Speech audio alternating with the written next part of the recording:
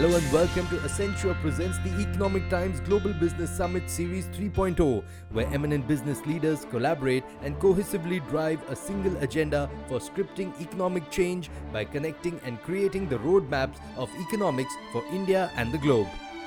In this special episode, we bring you the highlights of the event. First up is a fireside chat on prioritizing digital commerce, survival of the fittest, wherein industry experts talk about the ability to harness technology to deliver business outcomes amidst the COVID-19 pandemic. I thought we could start with Amit, really. And how, Amit, do you view the impact of the pandemic on the Indian e-commerce industry that has been so much in the news ever since the start of the pandemic? And what does this really mean for, say, L'Oreal, a brand like L'Oreal? Well, we've been talking to experts in e-commerce. Some of them have said that the change in the last 3 months has been equal to the kind of change anticipated in 3 years. So, 2023 is here in 2020. All kind of categories are seeing a booming of new shoppers. So moving quickly, onto what it means for L'Oreal. We've got 3 significant businesses here in India, the consumer business, the luxury business, and the professional business. Each of them have seen a tectonic change in the digital and e-commerce area. So Anurag, from an Accenture point of view, for instance, internally, as digital tends to dominate your entire service offering, what does it mean internally for you in terms of hiring and training and so on, from your perspective? Now digital commerce has become front and center in terms of the importance. However, the kind of capabilities that are required to really execute digital commerce successfully is far different for a lot of businesses across sectors as compared to their traditional core strengths. So there is a lot of new technologies which is enabling the whole digital commerce ecosystem. Everybody is keen to sort of obviously move on and succeed in the digital commerce space, but they need to pivot and pivot fast some of their organizational capabilities. So what changes do they need to do in their operating model? What capabilities do they need to be building in-house versus, let's say, bringing in some partners in the ecosystem? Sure. How do they pivot to their own employees in terms of capabilities across each of these areas?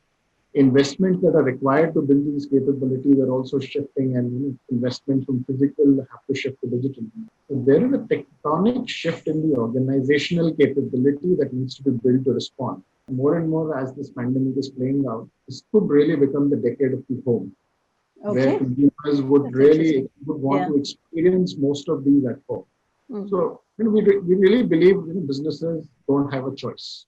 So they will have to sort of pivot towards these new capabilities, look at investments to be made around these new capabilities if they have to service their customer in a much better way.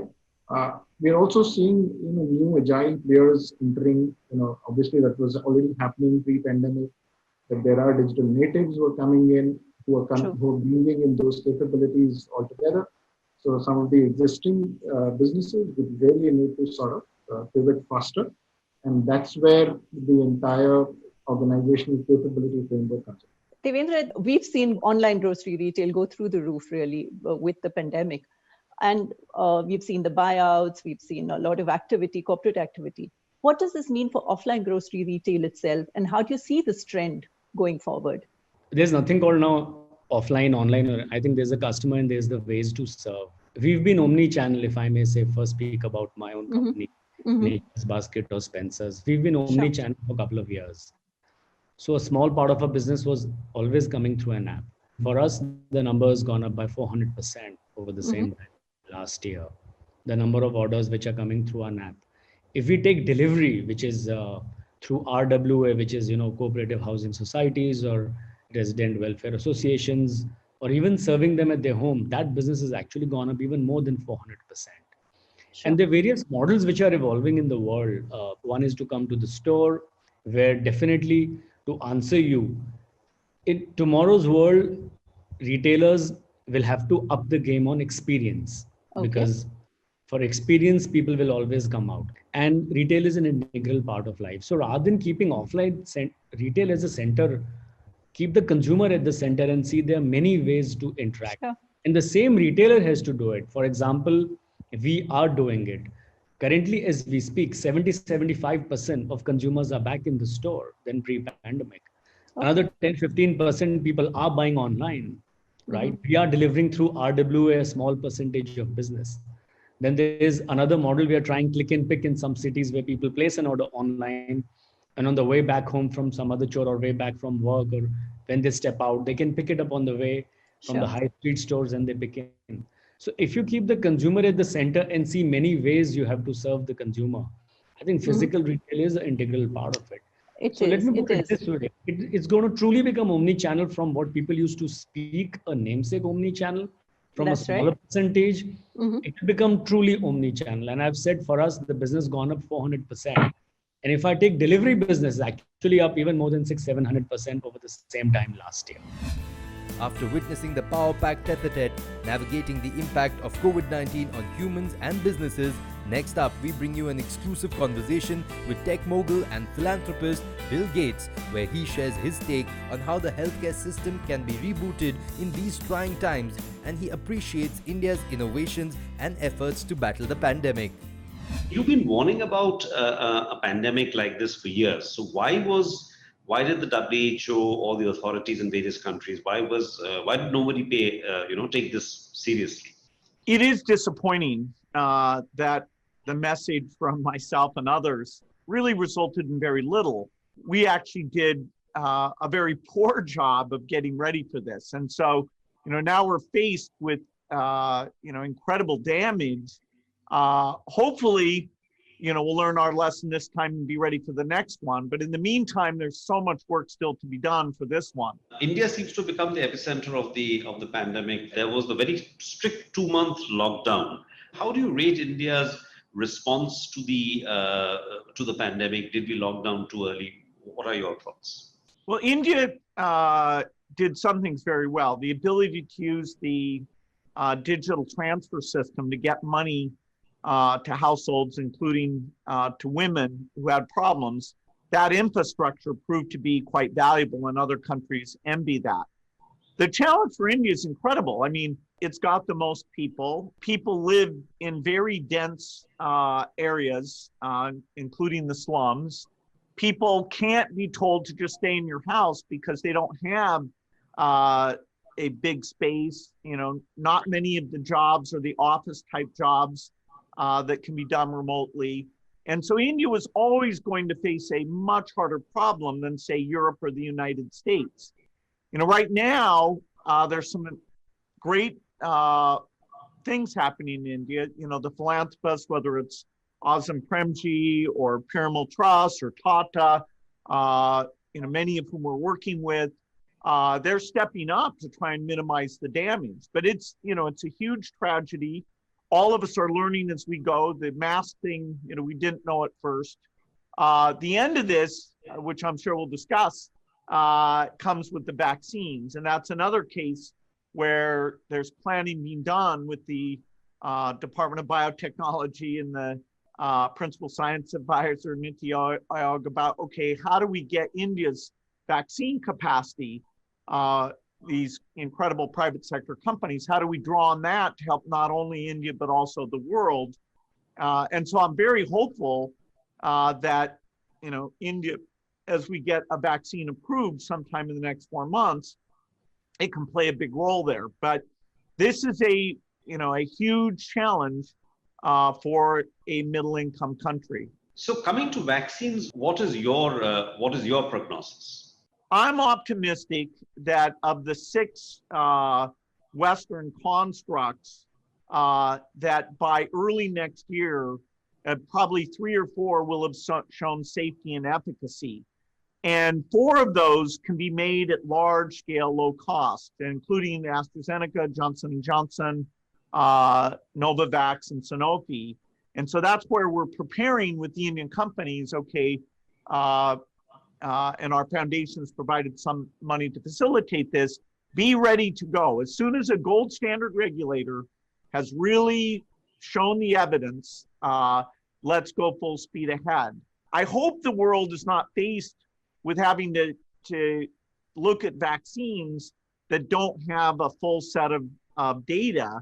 And that's why it's great that the companies are are moving ahead and doing these second source agreements, it should come together by early next year. Thank you so much, sir. Thank you. The consumption patterns have changed. So from that perspective, the e-commerce industries have, probably are growing at a much rapid pace compared to any other industry. The government initiatives around digital and other infra, I think that is pushing the spend of the consumers in those areas. So from that perspective, you would probably start seeing some kind of revival in the consumer spending, but the more so the latest initiatives of government around rural economy, the farmers bill and so on, I think that will probably also help agribusinesses. So the emphasis on hygienic food and organic food, the people's probably health consciousness because of the COVID reasons is probably helping the food industry a lot more, and also then the food distribution industry. So overall, I see that the infra, e-commerce, agribusiness, food industry, pharma, healthcare are doing probably will continue to do very well.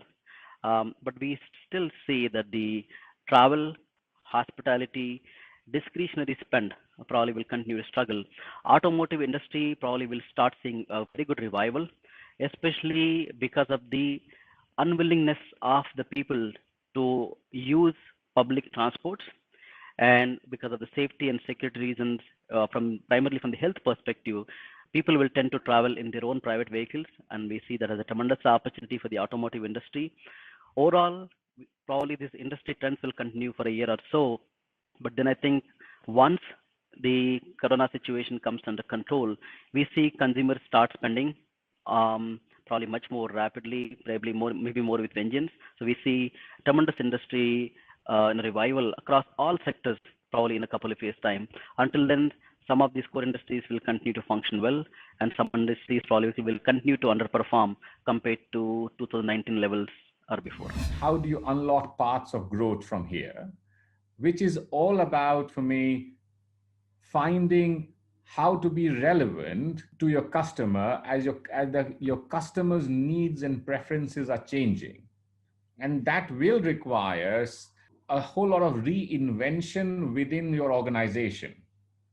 This reinvention will have to come at multiple levels. It will have to come from going about and reimagining your value proposition for your customers. It will have to come about in terms of reinventing the new ways of working, of how do you work within your organization to service those needs.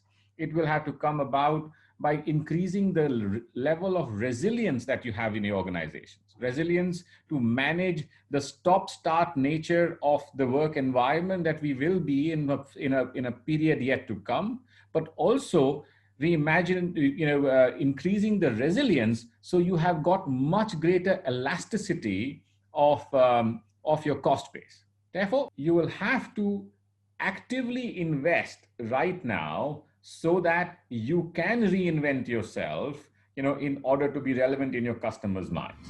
Tech advances in healthcare and life sciences are happening in two ways. Digital impact, the impact of digital and AI on healthcare and life sciences. The other very exciting thing happening in the industry is the advancements in biology, where things like cell therapy and gene therapy have the potential to really bring cures to many unmet medical needs to patients over the next few years and decades. So we at Indegene are focused on digital transformation of the life science industry, and our promise to the industry is that we help the industry bring commercialized products more effectively and efficiently, which essentially means what we are trying to do is reduce the cost and timelines for doing clinical trials, which is pretty long and costly at this moment.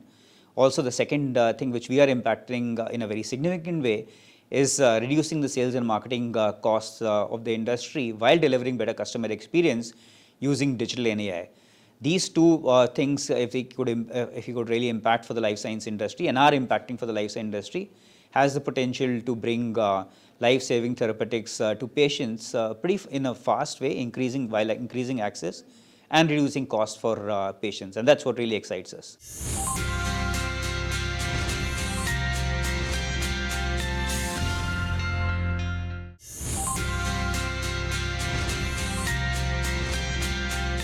Welcome back to Accenture presents the Economic Times Global Business Summit Series 3.0. Moving on, we bring you a special panel discussion where prominent industry leaders talk about how their businesses have emerged stronger in these unprecedented times. Sangeeta, you're in the healthcare sector, really the heart of the crisis. How tough were the initial few days, and what were the challenges that the healthcare industry went through during that time? I think it's been a tremendous roller coaster ride that all of us have been on. I would say our own hospital, Apollo, we looked at this as, first we needed to gather information, credible information, and based on the knowledge we had, build an effective strategy. So the clinical protocol, the preventive aspect, how do we give public information to keep safe? How do we protect our own staff? What do we do for supply chain? And then how do we use technology and be adaptable in the face of this change? And most importantly, I think when the acceptance came and we came away with one thing, forget about, the financial aspect. This is not about making money. History will remember you for whether you did the right thing. And so we at Apollo stepped forward. We all stepped forward. Many industries stepped forward to say, let's do the right thing. Saugata, the FMCG sector was a sector really behind providing a lot of essential services. So what was going on in the mind at that point of time? I think one thing we did very well, I thought, was that we first said people safety first and business comes next. And therefore, once you give that assurance to people that we will, and we just not took care of our members, but the entire supply chain, be it the distributors, be it the CNFAs, be it the third party, we ensured that the safety is taken care of first and then business comes. And I think that assurance led each one of them to be heroes. And we tried out a lot of experiments, and I keep on telling my team that what you have learned in the last 6 months, you won't have learned in the next 5 years. I think it has been a great learning for all of us, but the philosophy of people comes first, business comes next. And today we are trying to maximize safety while trying to maximize business. To me, that has actually helped us. Gunter, from a manufacturer's point of view, help us understand what were the key learnings during this COVID period, and how did you prioritize, getting accustomed to the new normal? The question is, have you already arrived in the new normal, or is the new normal ahead of us? The lockdown effectively granted us an opportunity to significantly accelerate the adoption of digital, to design new ways of working, standing with our ecosystem partners, and different ways of servicing our customers. So therefore, it was also rich in opportunities. The question is, how can we actually build on these opportunities granted, our flexible and agile response to these opportunities, to actually convert it in a period of sustainable growth. Let me also get in Mr. Duggal in. How has COVID-19 pandemic hit the commodity industry at large? What's been your experience? As Sangeeta said, that we have gone through a roller coaster ride, and we have been facing a bumpy road. So in the beginning, you build up the new SOPs, and communication was the key in our operations, you see. Because there is a fear, there is apprehension, stigma attached. You have to communicate people that we are there with you. You have to tell community we are there with you. The people, number of people who are reporting to an operation, but maybe meager 20% in the beginning. But still, we could maintain our operation to the extent of 80% to 90% of the utilization of the production capacity, even with the 20-30% of the manpower we had. We never thought in our life that is it possible. So we evolved over time, and then some of the technology which was underutilized, we stepped up our effort and started utilizing those technology part, and people became more receptive, more they wanted to train themselves, they wanted to change themselves. So over this, the life has changed a lot. So there is a lot of evolution which has happened, and over the time, I think we have become much more smarter and much more, sustainable. Piyush, are we better prepared to deal with any kind of an eventuality, given the fact that we're living in the world of uncertainties, and we I mean, we never thought that we will leverage technology the way we've done. How did you see the transition really happening during these times? Look, I mean, are we better prepared? I mean, I would be a very brave man to sort of say better preparedness ever again, right? I mean, considering what we've been. But certainly, we've all learned a lot. I think it's amazing, right? How everybody has spoken about the word resilience and reinvention, right? And you add on to that another, if I was going to do the R thing, relevance of your customer.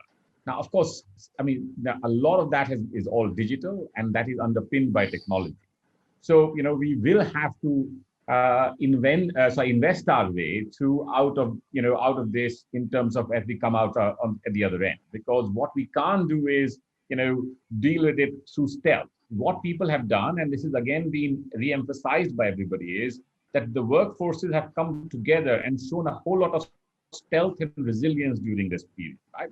People who did not know how to use technology have done so with a level of stealth and gone ahead. But now we have to reinvent ourselves by, giving them the right tools, the new ways of working, through digitizations of supply chains, to, making our cost base more flexible. Now that is going to require some long-term reprioritization of investments, to accelerating digital. So I do think that's a longer-term journey. We are all going to be on.